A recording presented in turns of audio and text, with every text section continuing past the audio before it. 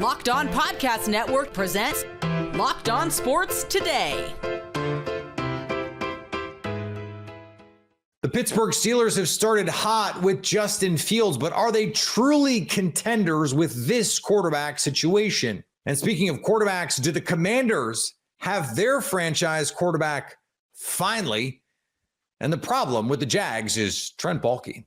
I'm Peter Bukowski, starting your day with the can't-miss stories and biggest debates in sports. You're Locked On Sports Today.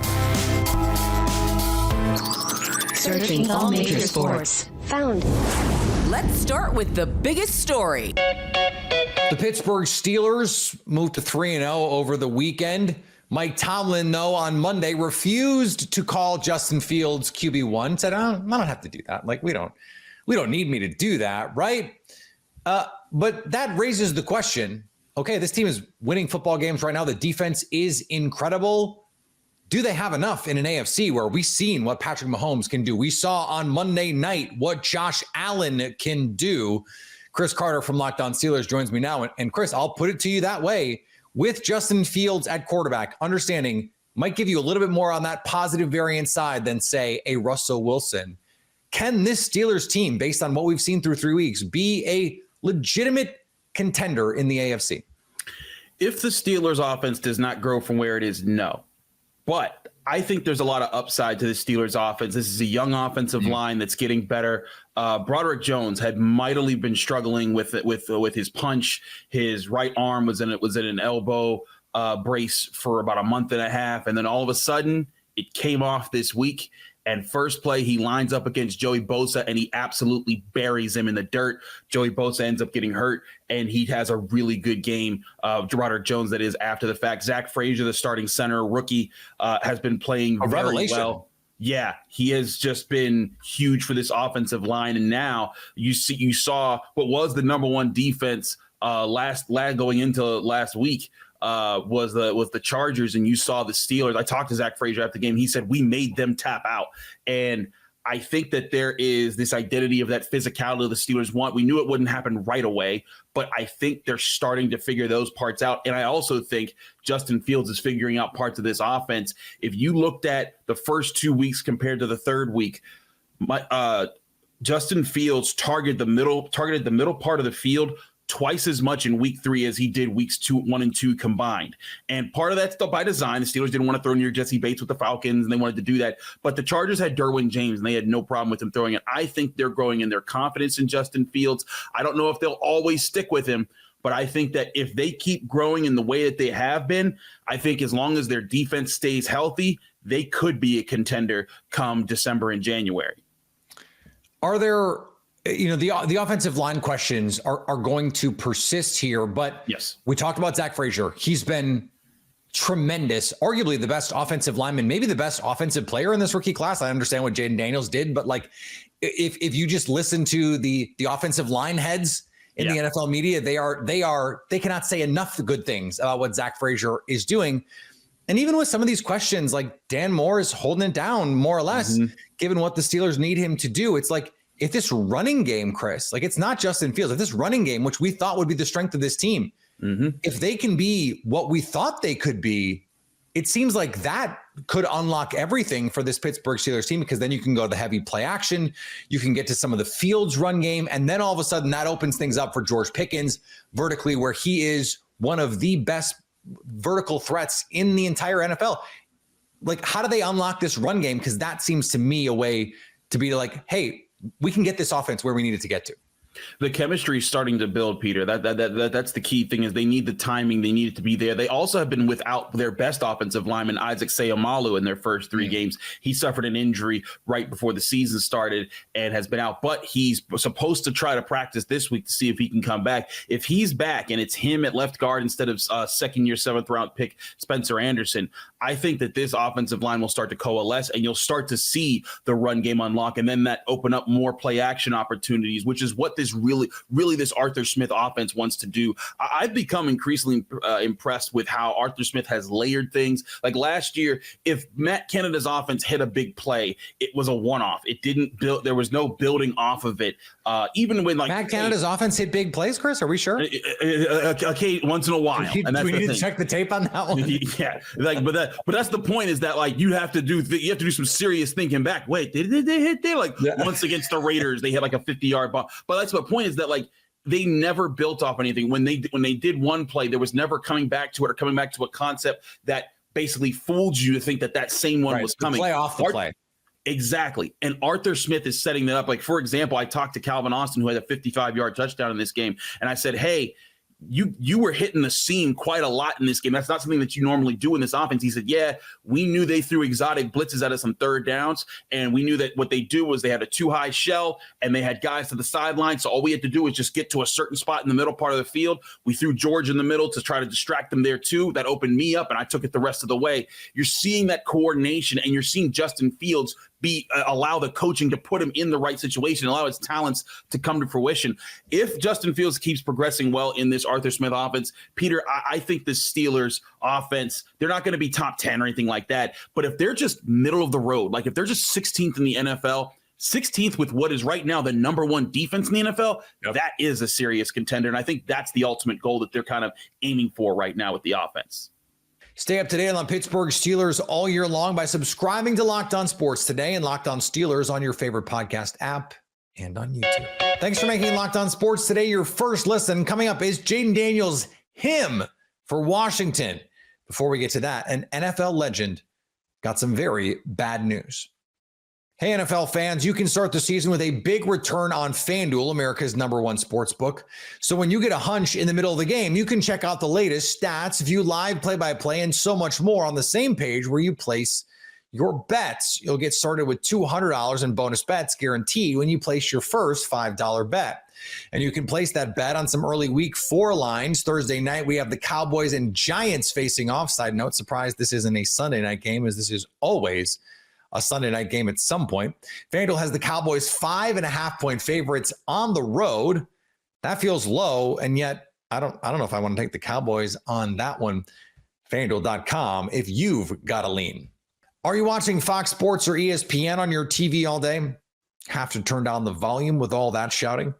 Make the switch to Locked On Sports Today, a free 24/7 sports streaming channel programmed for you every day to bring you the biggest stories without all the screaming. Locked On Sports Today brings you can't miss analysis, opinions, and news streaming 24/7 on YouTube or the free Amazon Fire TV channels app.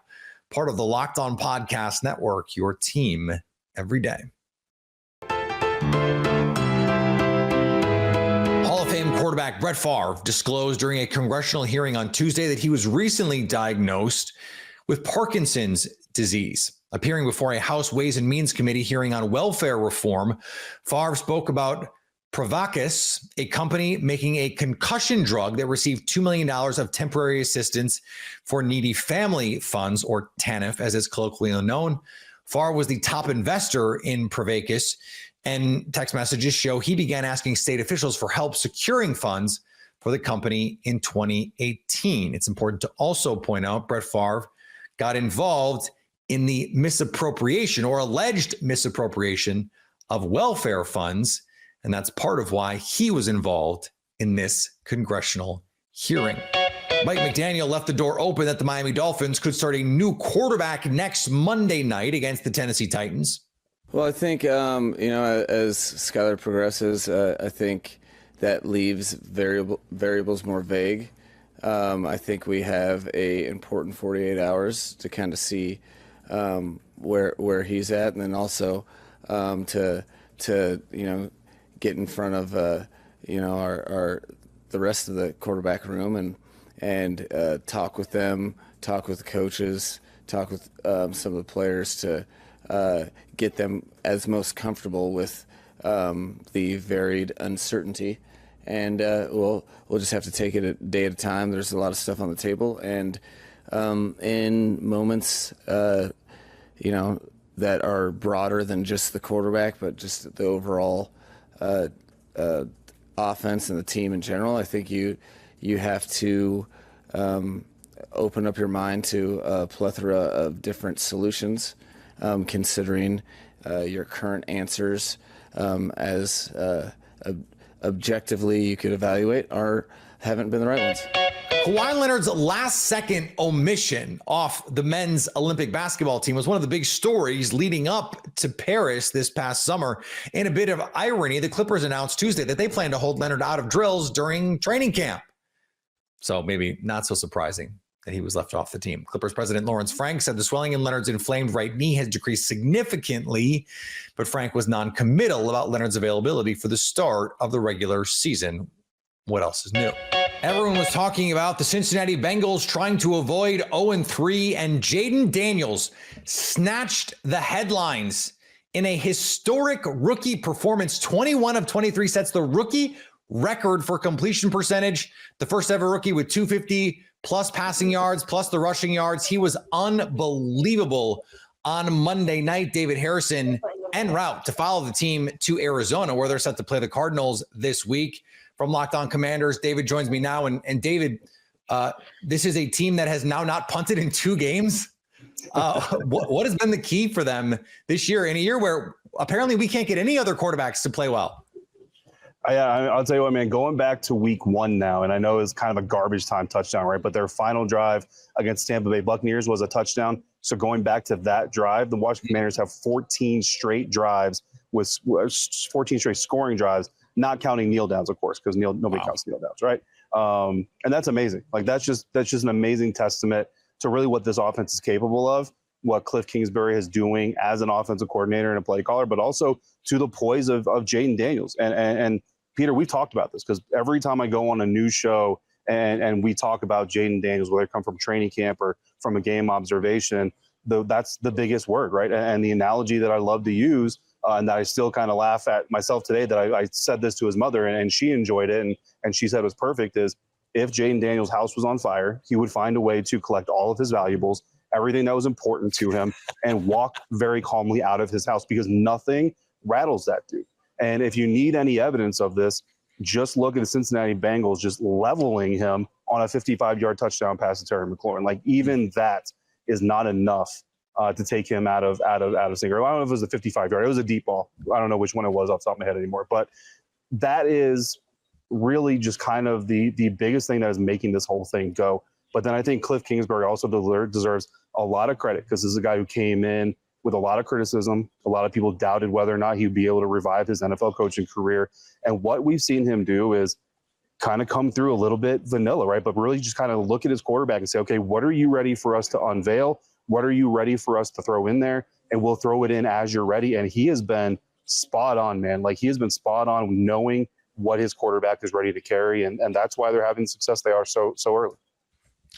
The Cliff Kingsbury part of this, as we were coming into this season, there was the whole, hey, Caleb Williams has got the best incubation situation for any number 1 overall pick ever in the history of the game.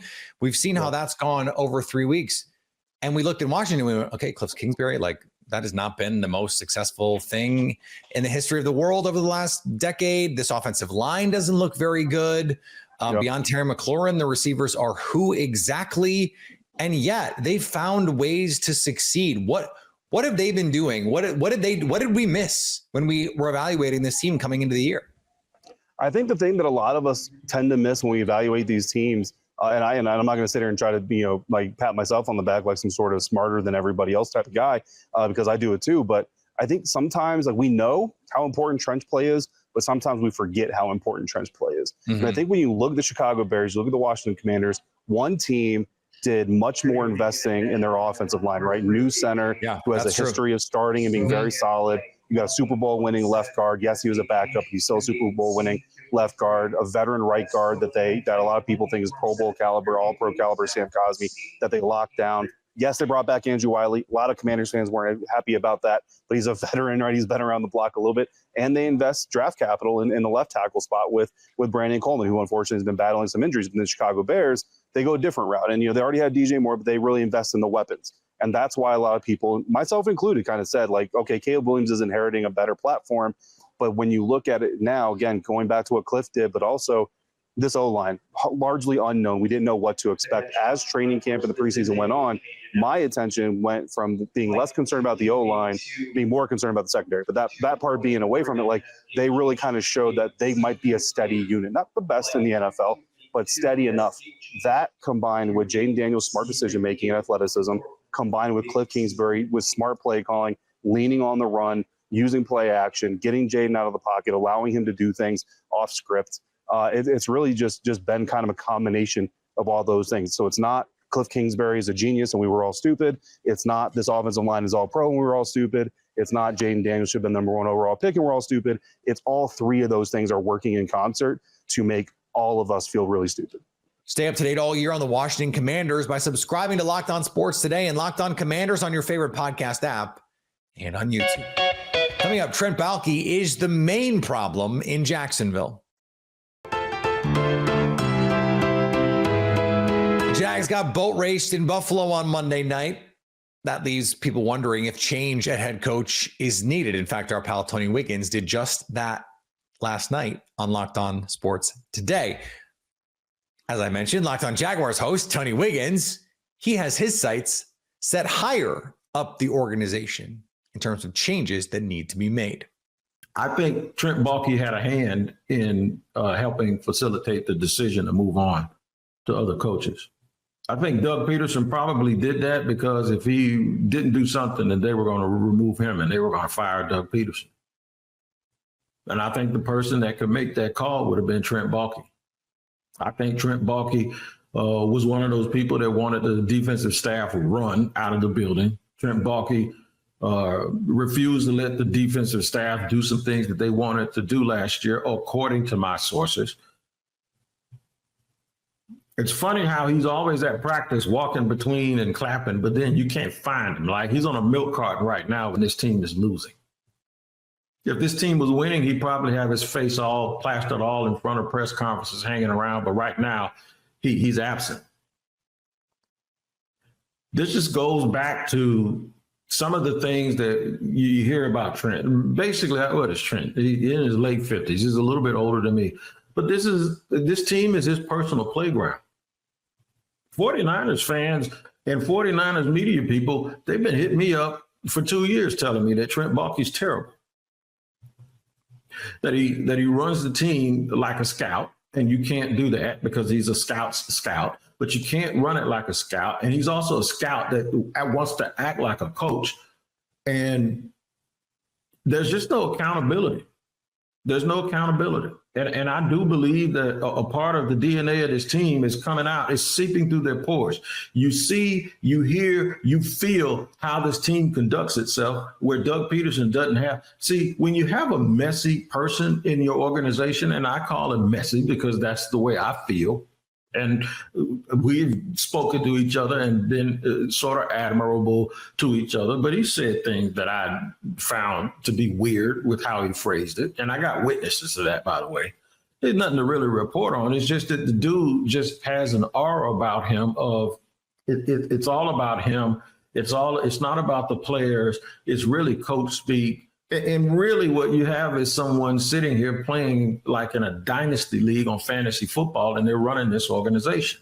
But he's not just doing it from picking players. I think his entire mindset and his entire, the way that he moves, it's almost like something you can't even explain. I think all of that stuff resonates in a negative way with the team and the rest of the players. Trent Baalke never made sense to me.